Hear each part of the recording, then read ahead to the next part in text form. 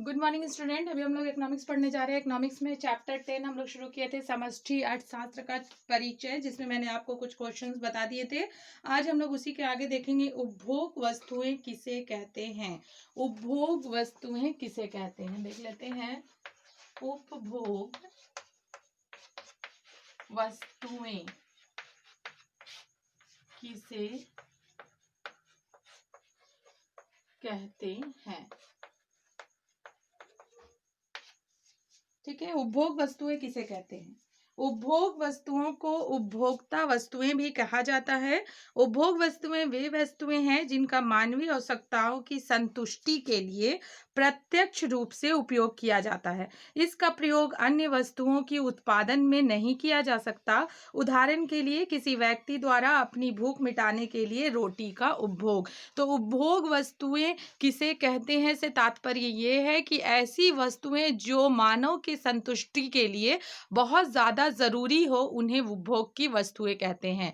जो मानव की संतुष्टि के लिए बहुत अधिक जरूरी हो, जैसे कि रोटी, कपड़ा, मकान, जो हमारे लिए बहुत ज्यादा जरूरी है, जो मानवीय आवश्यकताओं के लिए एकदम मूलभूत क्रियाएं हैं, मूलभूत वस्तुएं हैं, उनके बिना जीवन ही नहीं है, उन वस्तुओं को उपभोग कहा जाता है। ठीक है। दूसरा हम लोग देखते हैं, समष्टि अर्थशास्त्र के महत्व की व्याख्या कीजिए। ये छोटा क्वेश्चन था, इसलिए मैं बता देती हूँ। उसके बाद है समष्टि अर्थशास्त्र के विशेष समष्टि अर्थशास्त्र के महत्व की व्याख्या कीजिए। व्याख्या कीजिए, इनकी क्या क्या महत्व है, क्या क्या इंपॉर्टेंस है समष्टि अर्थशास्त्र का, वो हमें देखना होगा। ठीक है, आप लिख सकते हैं समष्टि अर्थशास्त्र के निम्नलिखित महत्व है।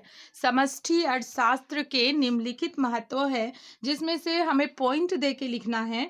सबसे पहला महत्व है आर्थिक नीतियों के निर्माण में सहायक। समष्टि अर्थशास्त्र, जो कि पहले भी हम लोग पढ़ चुके थे कि समष्टि अर्थशास्त्र बड़ी बड़ी इकाइयों का, बड़ी बड़ी क्रियाओं को करने में समष्टि अर्थशास्त्र का उपयोग किया जाता है। तो हम सबसे पहला पॉइंट देखते हैं, आर्थिक नीतियों के निर्माण में सहायक। आर्थिक नीतियों का निर्माण करते समय समष्टिगत आर्थिक नीतियों का निर्माण करते समय समष्टिगत अर्थशास्त्र का अध्ययन अत्यंत लाभदायक है। अर्थव्यवस्था में गरीबी, बेरोजगारी तथा आर्थिक उन्नति की बढ़ती मांग जैसे समस्याओं के समाधान के लिए समष्टिगत अर्थशास्त्र के विचार, जैसे उत्पादन, उपभोग तथा निवेश की आवश्यकता पड़ती है। और ये सारी आवश्यकताएं हम देखते हैं किसमें, समष्टि अर्थशास्त्र में। समष्टि अर्थशास्त्र के महत्व में दूसरा नंबर आता है अर्थशास्त्र में होने वाले परिवर्तनों के अध्ययन। अर्थशास्त्र में होने वाले परिवर्तनों के अध्ययन में सहायक। जो समष्टि अर्थशास्त्र है वो अर्थशास्त्र के होने वाले, हर अर्थशास्त्र में होने वाले अध्ययन को के लिए भी बहुत अधिक इम्पोर्टेंट होता है। उसमें आप डैश दे के लिख लेंगे, अर्थव्यवस्था में विभिन्न स्तरों में परिवर्तन के अध्ययन के लिए समष्टिगत अर्थशास्त्र का विचार, जैसे उत्पादन, आय, व्यय, बचत तथा निवेश के स्तर आदि में ये बहुत अधिक सहायता प्रदान करते हैं।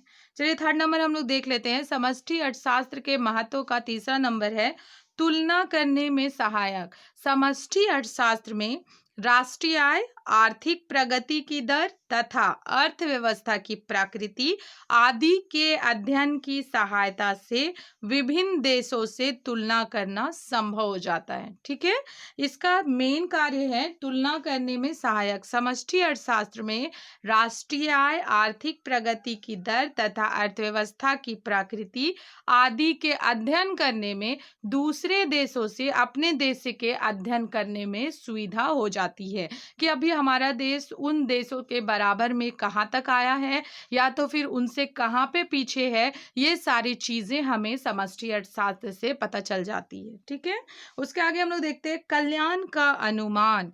व्यष्टिगत अर्थशास्त्र द्वारा केवल व्यक्तिगत स्तर पर कल्याण किया जाता था। ठीक है, व्यष्टि अर्थशास्त्र के अंतर्गत केवल व्यक्तिगत स्तर पर ही कल्याण का माप किया जाता था, परंतु संपूर्ण अर्थव्यवस्था के आर्थिक कल्याण का अनुमान लगाने के लिए समष्टि अर्थशास्त्र के अध्ययन की आवश्यकता पड़ती है। व्यक्तिगत कल्याण के लिए हम व्यष्टि अर्थशास्त्र काम में लाया करते थे, परंतु जब हमें मानव समाज के कल्याण के बारे में बात करना है तो समष्टि अर्थशास्त्र इसके लिए महत्वपूर्ण है। ठीक है, नेक्स्ट है स्फीति तथा अस्फीति के अध्ययन के सहायक। जैसे अर्थशास्त्र की दो शाखाएं होती हैं, इसी प्रकार समष्टिगत अर्थशास्त्र के भी दो आधार स्तंभ होते हैं। पहला होता है कुल मांग और कुल पूर्ति। जिस तरह से हम देखते हैं कि कुल मांग के द्वारा हम ये पता लगा सकते हैं कि हमारे राष्ट्र की कुल मांग क्या है, लोग कितना चीज का डिमांड कर रहे हैं, और फिर दूसरा रास्ता हो जाएगा कुल पूर्ति, जो कि मांग को पूरा करने के लिए फिर पूर्ति आ जाती है। तो मांग और पूर्ति दोनों एक दूसरे के पूरक ही रहते हैं, है ना। तो समष्टि अर्थशास्त्र में समष्टि अर्थशास्त्र के आधार स्तंभ है, दो आधार स्तंभ है। पहला है कुल मांग और दूसरा है कुल पूर्ति, मांग और पूर्ति।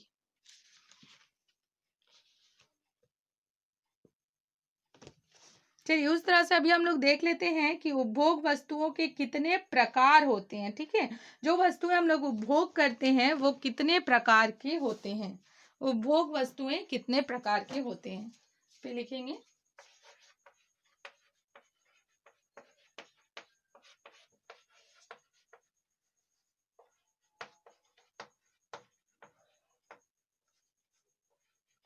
उपभोग वस्तुएं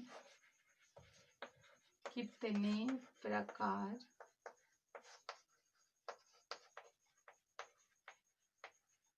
के होते हैं।